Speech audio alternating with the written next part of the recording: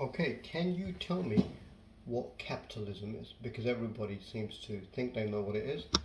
And the usual definition of capitalism that everybody would think is correct is capitalism is an economic system in which private actors own and control property in accordance with their interests and in response to the constraints of demand and supply, set free prices in free markets. The essential feature of capitalism is the motive to make a profit. We already talked about neoliberalism. That's capitalism on steroids, but not capitalism as most people understand it. Capitalism as defined by the authors of this book, which we've been covering, The Invisible Doctrine, and this is chapter 3, is more like this.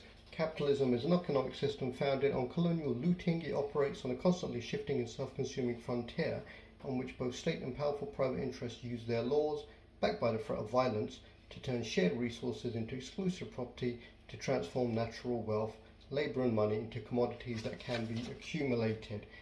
Where did that happen first? In the 1420s, the Portuguese discovered an island. They decided to call it Madeira, which is the Portuguese for timber, because they'd run out of wood. It was actually an uninhabited island. That hasn't happened ever since.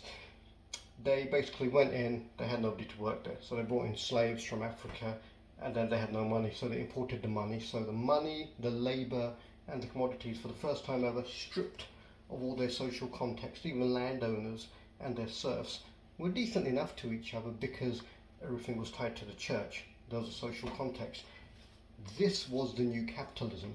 You find a place, you completely use up all of its resources, the wood in this case. Slavery is an important part of it, and it's looting. They're taking all the natural resources, they're producing sugar, became the world's biggest sugar producer, became massively wealthy. Then once they burnt all the wood, everything went poof, boom. First, bust, and then what did they do? They quit. They leave the island, they find another one. Same story there. Then what do? They leave that island, they discover Brazil, and hence colonialism in Brazil. And then eventually the Brits come and kick them out and become the world's biggest colonizer. That is capitalism. And neoliberalism is capitalism on steroids. But how do you get people to like this horrible system? Well, John Locke in the 1690s came up with the idea that, what did he say?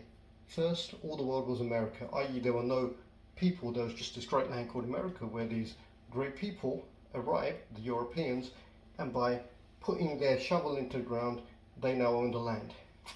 What capitalism ignores is that for tens of thousands of years, millions of natives had been putting their shovels, so to speak, into the ground. And didn't these Europeans actually put their shovels into the ground? No, they got slaves to do it. So another myth that makes capitalism acceptable, apparently, is that if you own loads of slaves, then you own the land, you make them work as well. How can we like that? How can that be accepted as a natural law as it is now? I'll read you the end of this chapter, which is absolutely brilliant, I think.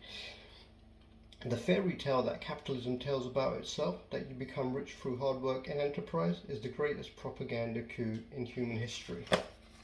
That's chapter 3.